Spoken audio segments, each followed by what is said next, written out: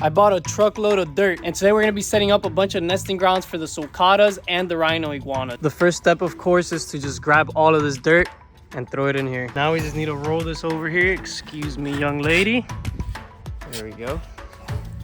I'm gonna simply roll this wagon full all the way over there to that big cage. And yes, Luna is coincidentally nesting today. And yesterday, Nyx laid some eggs as well. So we have a lot of egg laying going on with the sulcatas. Finally, almost at the cage. I designed this cage with the thought of this wagon in mind, so that I could easily bring it in here and be able to access the enclosure all the way through. We don't have to worry about having to bring in all that dirt shovel by shovel. And we're gonna quickly throw some dirt into these two pits that I made for the iguanas. And then we need to get back to the sulcatas, throw a few wagons full on their side, and collect Luna's eggs. Finish shoveling up this side.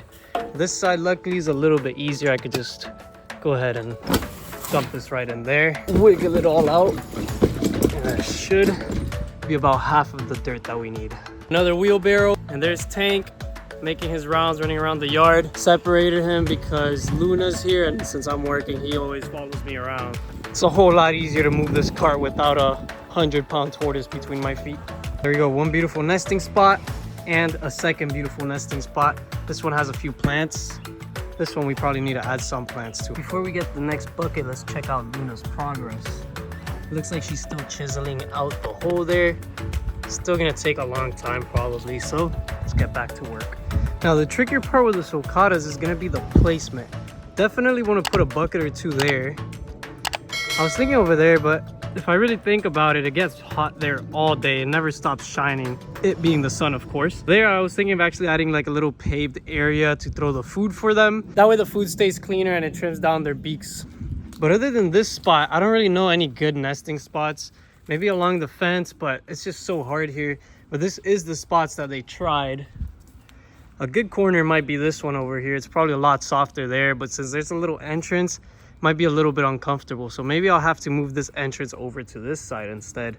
The first bucket I'm gonna just put right here in this spot, which is a few feet from the first nest that we collected this year. But my favorite spot, of course, is this middle spot.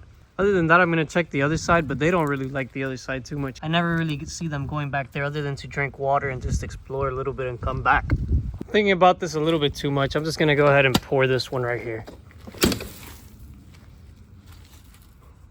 Now, after throwing it on the floor, I feel like the sulcatas are gonna flatten this out pretty quickly, but hopefully it actually helps them out. So that might be a little bit helpful to them. It looks like we've done about half of this. So I think I have about 4 or 5 more wagons full. Looks like Nyx is already checking out the first one that we poured for her. So I'm just gonna go ahead and start pouring a bunch for him, and I'll get back to you guys when I'm done with it, because it's just gonna be a little bit boring to just watch me do this over and over. And I put the second one right next to this one. I think I'm just gonna go for these 3 spots, and instead of putting so many different ones scattered around, I'm gonna focus on getting this one fattened up. And then when Luna's done, I'm gonna fatten this one up as well. I feel like these would be the 2 best ones because my grandfather could easily see them when he's coming out and checking all the animals and checking what's going on in his backyard. If there's any nesting going on, I could get a call instead of having to come and check them myself every couple of hours. And another thing I would like to do in this area is remove this little banana plant. Just go ahead and shove this in there and just rip this little bad boy out. There we go.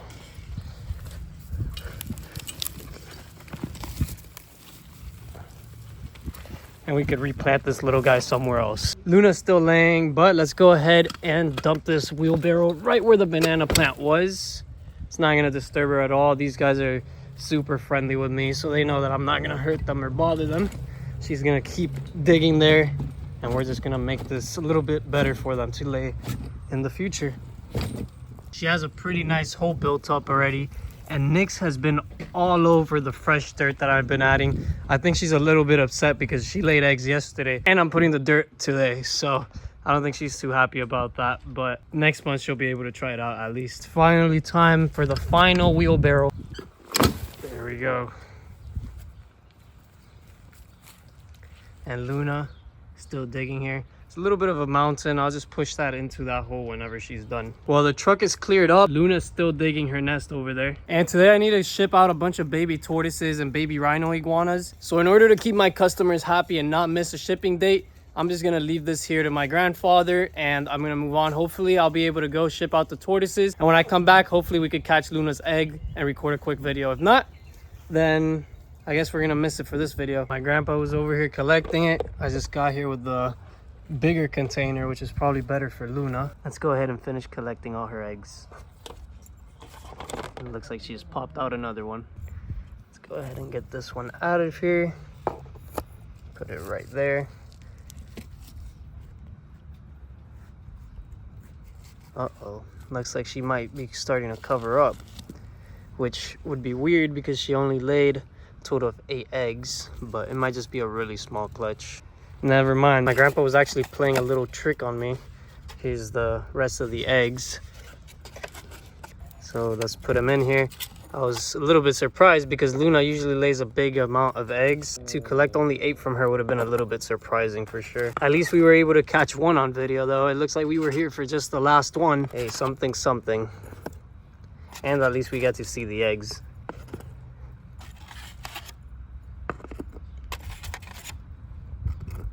Now, of course, like always, the next step is to go put these bad boys in the incubator.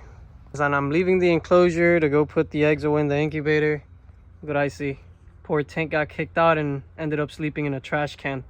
Oh, well, that's what he gets for being so aggressive. And by aggressive, I don't necessarily mean that he fights the females, although he does do that sometimes too. He mainly just tries to get on top of them and he pushes them off of the hole, so he needs to come out of the enclosure while they're laying or be separated into the back part of the enclosure. So there we go. We write Luna 213, 20 eggs. Put this little tag that's the initials for Luna. Put these bad boys in the incubator. I do need to organize the incubator. Here are a few little baby redfoots that are hatching out. Did sell my old one, so it's not as nice. I don't have any lights in there that I could light it up and show you guys real pretty. This one is my big backup one that I used to have. And now this is gonna be my new main one that I'm gonna be setting up in a future video. Right now, I don't really need it too much, so I'm not rushing. I still have a whole lot of space. But I always like to have at least 2 working incubators that could hold all the eggs, just in case one decides to give out. That's gonna be it for today's video. I hope you guys enjoyed. If you did, make sure you check out all my other videos, subscribe, like, and have a great day. So I'm here editing the video, and I see something crazy. Check this out. Hopefully, I'll be able to go ship out the tortoises. And when I come back, hopefully we could catch Luna's egg. Here, listen to that one more time. We catch Luna's egg. That's just a crazy coincidence that I accidentally said the wrong word and coincidentally I predicted it right. I did catch Luna's one egg. It was just a singular egg that I caught, which is just so funny that that happened that way.